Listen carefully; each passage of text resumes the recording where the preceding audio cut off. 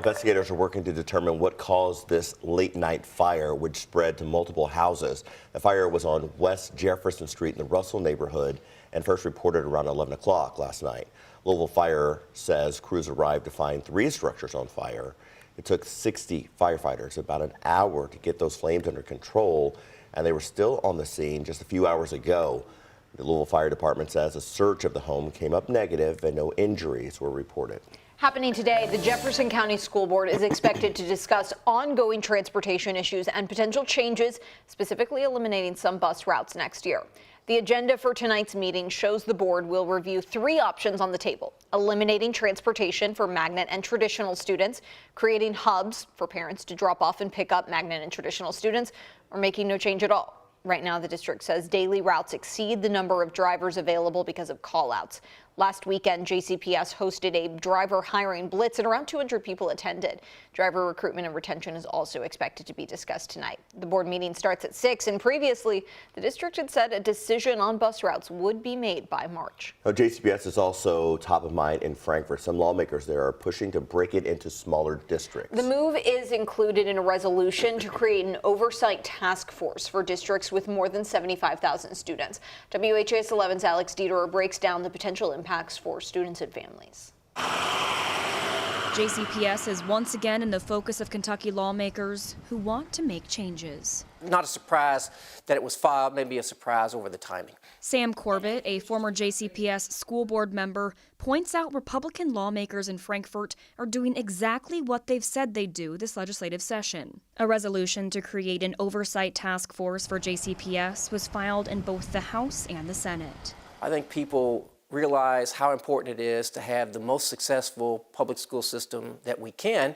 While JCPS is not explicitly named in the resolution, it applies to school districts with more than 75,000 students. JCPS, with 96,000, is the only district in Kentucky that meets the qualification. The resolution proposes breaking up JCPS to create new school districts. There's a lot of big challenges, a lot of big issues around JCPS.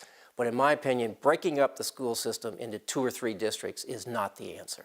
In response to the resolution, a JCPS spokesperson shared this statement with WHAS11. Quote, "We are fine with an objective, unbiased study of JCPS and how we might better serve students. We have been repeatedly studied, audited, and evaluated since Dr. Polio took office. However, this task force is obviously stacked in a way to come to a preordained conclusion, that is, to split up JCPS. Dr. Polio and anyone who truly understands education governance is excluded from the task force, and that says it all." In Louisville, Alex Dieterer, WHAS11 on your side. So this task force would include 1 teacher from JCPS. The other members would be lawmakers, someone from the auditor's office, a representative from the mayor's office, and appointed members who live in Louisville.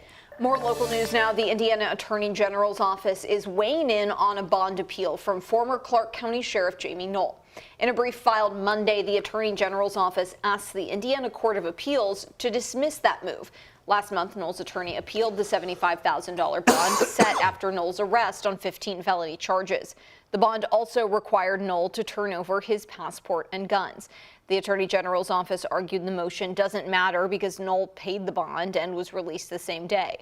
It adds if the court does not dismiss the appeal, it should be affirmed instead. Knoll's attorney Larry Wilder has previously declined to explain the point of the bond appeal to WHAS11. 6 minutes after the hour, now to Bardstown and an update in the Crystal Rogers case. The judge has granted Joseph Lawson's request for a bond reduction, but he did not get nearly what he wanted. Lawson asked for his bond to be lowered to $50,000 full cash. Well, Judge Charles Sims set it at $250,000. Keep in mind, it was originally set at $500,000. Lawson is charged with conspiracy to commit murder and tampering with physical evidence. In court last week, his attorney said because he is paraplegic, he's not a danger or a flight risk. But the prosecutor said he can't be trusted out of jail because when he found out he was under investigation, he contacted friends and family members in hopes of creating an alibi. Joseph Lawson, his father Steve Lawson, and Brooks Halk are all expected back in court on March 21st. Kentucky's Attorney General is suing Kroger for its alleged role in the opioid crisis. In the lawsuit filed in Bullitt County Circuit Court, Russell Coleman claims between 2006 and 2019, Kroger was responsible for more than 11% of all opioid pills dispensed in Kentucky. Coleman argues Kroger failed to implement any effective monitoring program to stop suspicious opioid orders and did not report a single suspicious prescription in Kentucky in 7 years. We reached out to Kroger for comment, but as of this morning, we have not heard back. 10 historic statues will return to the Louisville water tower today. Those statues were removed in October of 2020 as crews began work on the restoration project at the landmark site. Louisville Water says the statues were sent to a restoration facility in Washington, D.C. for repair and are returning now as the project nears completion. You'll be able to see those statues starting at 10 o'clock this morning at the water tower on River Road.